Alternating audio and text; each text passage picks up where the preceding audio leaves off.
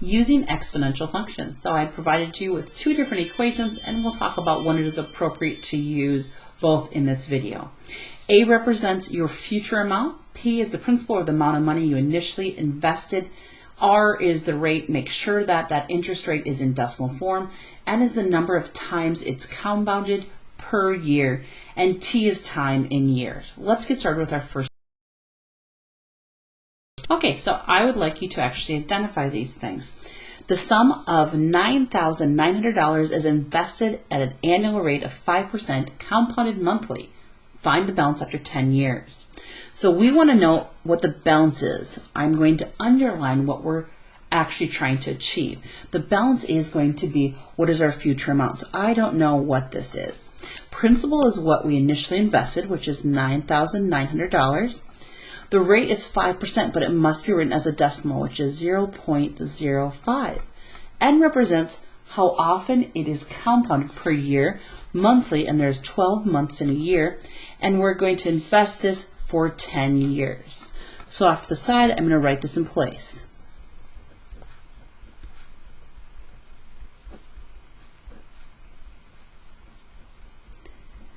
And now how do we plug this into our calculator to achieve a number? So I'm going to get started here. We have 9,900 out front, and then inside it's 1 plus. Now because we have a fraction, I need to put this in parentheses, its own parenthesis, 0.05 divided by 12, and then I'm going to end the parenthesis, and I'm going to raise this, hitting the caret key, which is above the division sign. And again, because I have two items, I'm going to put it in parentheses, 12 times 10. And after 10 years, there's now $16,305, and we're going to round to the nearest cents, or 139 cents. So without doing anything to this account, without adding any additional money, it went from $9,900 up to $16,305.39 based on this criteria. Let's look.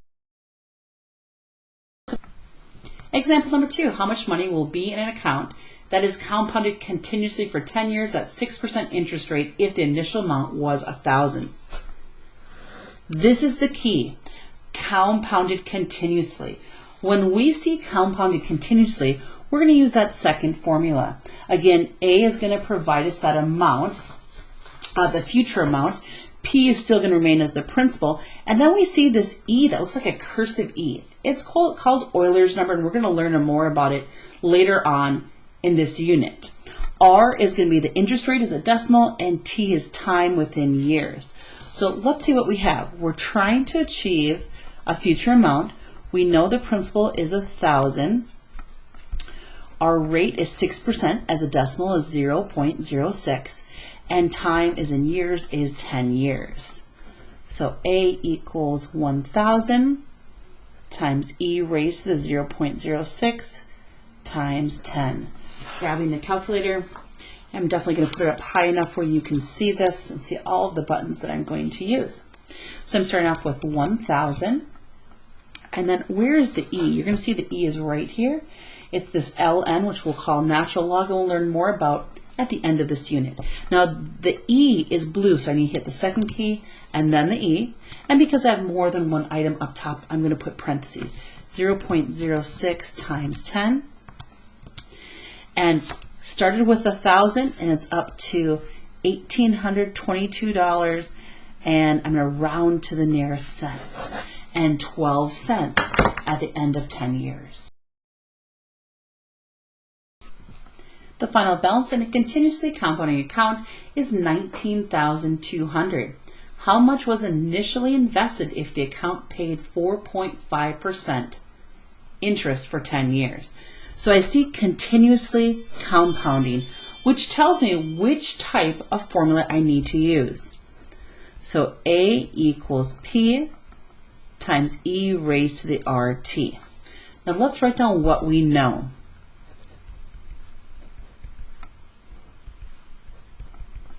Okay, we know that our final balance, is going to be 19,200. And we're asked to find what is our initial balance. P is our initial balance or principal. I don't know what the principal is. The rate written as a decimal, I'm going to move it 2 places to the left, is 0.045. The time is for 10 years.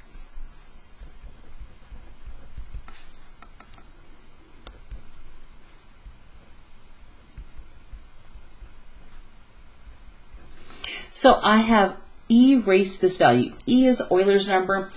E is 2.5, remember 2.71 something. It's an irrational number. So I know I'm having P times this amount. P is being multiplied. So if I want to isolate the P to solve for P, I need to divide by this amount.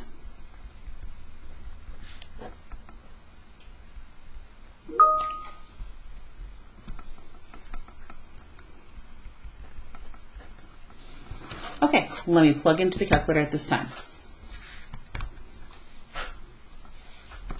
19,200 divided by, and I'm going to hit Euler's number, which is the blue key, all the way down to ln. It shares the same key. And then in parentheses is 0.045 times 10. And I'm going to use 2 parentheses here. One to close out the the exponent, and then I'm going to use the arrow to bring it back down and to close the denominator here. So we can see the initial amount was $12,242.46 based on the given criteria. Our next example says determine the amount of money that should be invested at a rate of 8% compounded quarterly, produce a final balance of $12,500 in 12 years.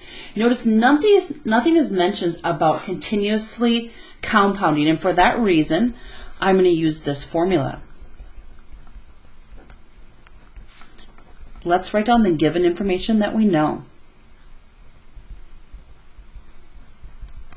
Determine the amount of money that should be invested. That's your principal. We do not know the principal. We know the final balance, $12,500. We know the number of years, and we know the interest rate written as a decimal. Also, it's compounded quarterly, which means, think of this, how many quarters are there in a year? There are 4 quarters in 1 year, if you didn't know that fact. Okay, let's get started here. We have 12,500 equals, we don't know this amount, I'm going to leave it as P, and P is being multiplied by this quantity, which is 1 plus 0.08 over 4 raised to the 4 times 12. All right, I'm going to now divide by this amount, and just to be lazy, I'm going to put a number here.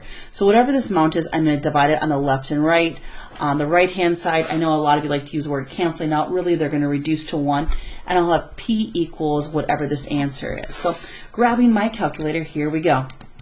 I have 12,500. Now, parentheses really matter here as I plug this in. I'm going to switch here to the right-hand side. And then I'm going to divide. I'm putting a parenthesis. This is what I want to plug in. So 1 plus, because I have a fraction, I need to use a parenthesis. 0.08 divided by 4, end parenthesis, and end parenthesis again. Now I need to raise it to, in parentheses, 4 times 12. So you need to invest $4,831.72. We're going to round always to our nearest hundredth or nearest cents. This is what it needs to be invested if it's going to be compounded quarterly, which is 4 times a year, at an interest rate of 8%, which is very high, for 12 years, and you can see how much it would grow. You wish to earn $800 in interest. That's like free money you're making by investing. You wish to earn $800 in interest in 3 years. How much should you invest if the account compounds monthly and pays 6%? Well, let's go over what we know.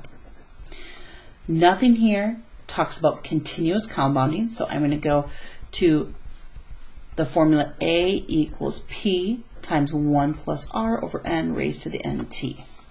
Now we know the time. Let me move this down so you can see everything. We know the time. The time says it's going to be 3 years. And N and R, we also know the rate is going to be 6% written as a decimal. And N is how often is it compounded? It's compounded monthly, and there's 12 months in a year. Now this is where it gets kind of tricky. We know we know that our final product needs to be $800 more in interest. So for instance, I'm just completely making this up. Whatever my principal is, I want to make $800 more than that. So I'm going to say X plus 800. Now I could also just call this P and say this is P plus 800. So whatever I invest, I want to make an additional amount of interest specific to $800 in interest. Let's get started. I'm going to use X's because most students feel most comfortable with X's. So my A is going to be X, my initial investment, plus $800 in interest.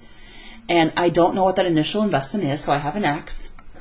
Over here I have 1 plus the rate of 0.06 over 12. Up above it's going to be 12 times 3 or 3 times 12, however you want to do that. Now here's what I can see. I'm able to actually come up with a value here. It's going to be a decimal, but I can actually do that. So, and I actually can move my x's to the opposite side as well. I should be able to do that.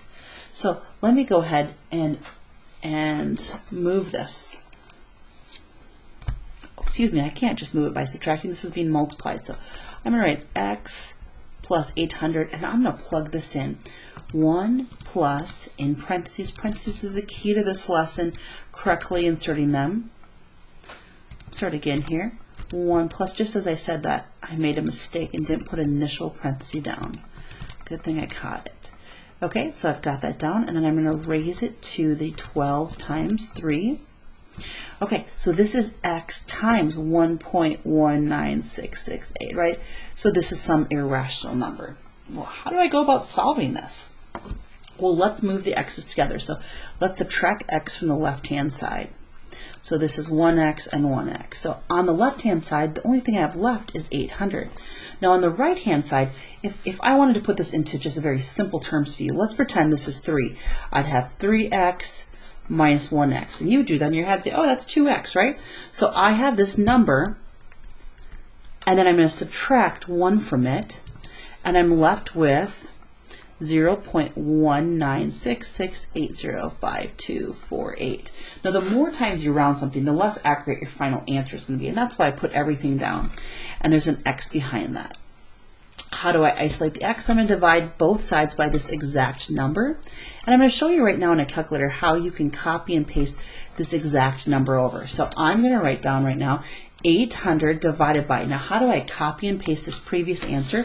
You're going to see answer down here, and it's above the dash line or the negative sign, and it's blue. So I'm going to hit second answer. And there's my final answer. What does this mean? If our initial investment is $4,067.51, round to the nearest hundredth, then with this criteria about investing for 3 years at 6% compounded monthly, we would gain an additional $800 exactly in interest.